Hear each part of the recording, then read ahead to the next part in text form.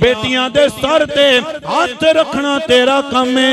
मेरे नबी ने फरमाया जन्नत विच मेरे नाल होवेगा। ओए बच्चा पैदा होवे ते मेरे नबी ने फरमाया बच्चा नेमत है, बच्ची रहमत बन जाती है। भाईजान जदों तक बच्ची नूं सहमत ना समझिया कर, बच्ची सहमत नहीं है, बच्ची ते तेरे वास्ते रहमत बन के आ जाती है। मैं बड़े बड़े लोगों के जनाजे पढ़ाए ने, हर जगह ते ऐलान कर रहा वां, अगर अल्लाह तुहानू 4 पुत्र देवे ना, अल्लाह दी बारगाह दे अंदर दुआ मंगिया कर, अल्लाह एक बेटी तेनू जरूर देवे।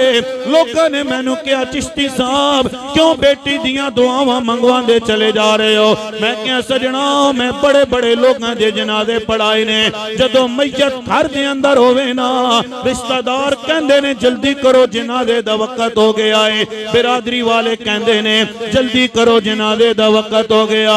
पर मेरे भाइयां एक बच्ची होंदी है जेड़ी चरपाई नाल लिपट के रोंदी है, कहंदी है चाचा हला मेरे बाप दी मैयत नूं ना लेके जाओ ना, मैं अपने बाप दा दीदार करना है। मियां साहब फरमांदे ने कि धियां लई परदे से वह बाबुल ते पुत्रां लई जागीरा, दुख सुख सहना कुछ नहीं कहना, ते थियां दियां तकदीरां,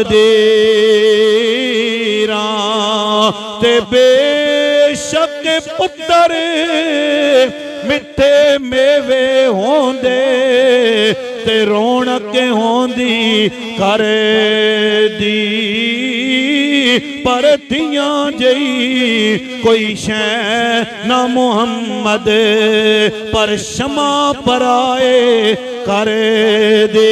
ओए पुत्र तेरी जायदाद दे वारिस बन जाणगे, बच्ची तेरी चारपाई दी वारिस बन जाती।